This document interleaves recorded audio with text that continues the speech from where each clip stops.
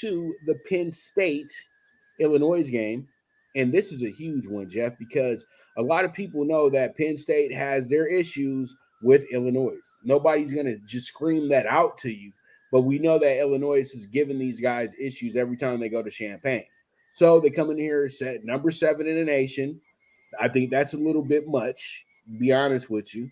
And I think that Illinois is 1-1 coming into this plus 14 and a half, over under 48 and a half. And yet, Illinois is going to not get a lot of attention this week because they walking into this game and they just got whooped by, of all teams, Kansas. But Kansas ain't your same old Dorothy's Jayhawks anymore.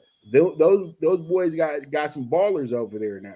And that was proven last season. So they've been able to take that into this season, and it was proven against Illinois. We had to see it for ourselves because Illinois is one of the better defensive teams in the league because in the college because of who their coach is and pretty much what their roster is kind of built upon because they're not getting the best offensive players like they used to 30 years ago, but they're getting the best type of defensive players for their system. They just got a guy into the top 10 of the draft in Witherspoon. So this team has really shifted their focus towards having elite defense.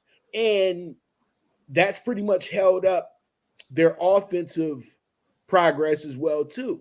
But in certain spots, in certain games, we can always get Illinois to play up to the competition. And this is one of those games, Jeff, where I see Illinois playing up to the competition.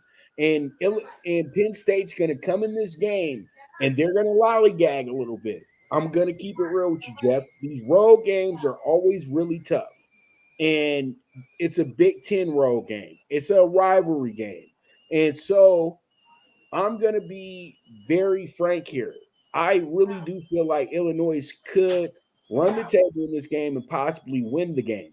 But I definitely know that they're going to cover in this game. So that plus 14 and a half, that presents some great value for all bettors this week. What are your thoughts? Yeah, we had Illinois team total at Kansas, and they had a bunch of turnovers early and driving late. Couldn't get that last score. Now I think they've actually had a week off now, and look at this game. I will say this: Penn State is loaded. I'm not saying they're ready to beat Ohio State or Michigan yet, but it's as one of better Franklin's teams here. The 14 and a half is much. Well, I also say this for a big favorite road team that's playing at high noon. Tend to start slow. So I like your eyes here with the points plus 14 and a half.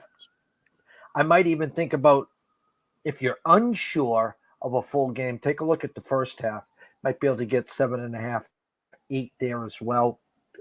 Maybe have a strong first half for Illinois while Penn State's sleepwalking, and then, we'll see what happens in the second half. But I like where your eyes are. It's a low total. My initial number was 14 and a hook and 47 and a half.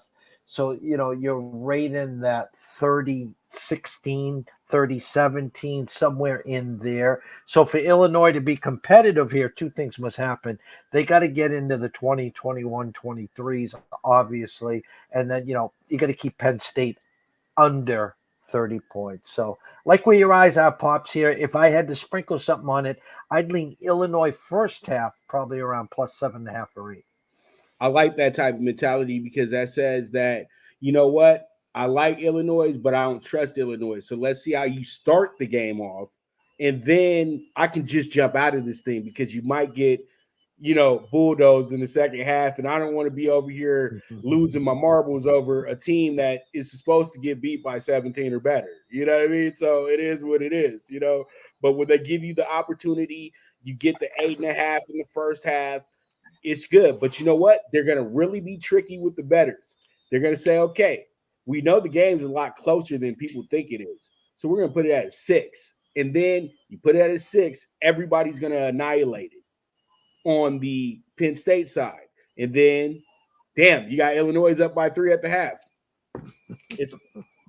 I explained it this morning when we was talking about the Minnesota game as well too, and I'm not going to get into that. You guys go to Prime Wave Media. Me and Jeff broke down that game on NFL Bet Exchange, so that's why we don't have that game out today because I wanted to talk college football with Jeff because that's what I wanted to do with them last week when we were trying when we got schedules got a little bit conflicted and we couldn't do the show, but that's fine. I just really wish we could have talked Texas Alabama, man, because I saw that one coming from a mile, dude. I'm telling you, because Alabama is not Alabama anymore. And I said this in my preview. So, it's not that they're not Alabama anymore. It's that everybody's caught up. And now it's fair game. It's not going to be y'all just walking in here and beating teams by 40. You can still beat them, but you're going to have to really play them now. That's the whole thing. And Alabama doesn't have the quarterback that everybody else has. They have a good quarterback, but he's surrounded by superior talent. So he looks great too. But if you put Sam Hartman on the Crimson Tide, they will be saying Sam Hartman is the greatest quarterback to ever step on the field because he is the type of quarterback that can be exactly what Alabama needs right now. But he's at Notre Dame, and I can't wait to talk about them next week when they got a big game coming on because Notre Dame. I don't know I don't think they got a big one this week, but they do got Ohio State next week, so that's going to be huge. Let's go ahead and jump into the Washington and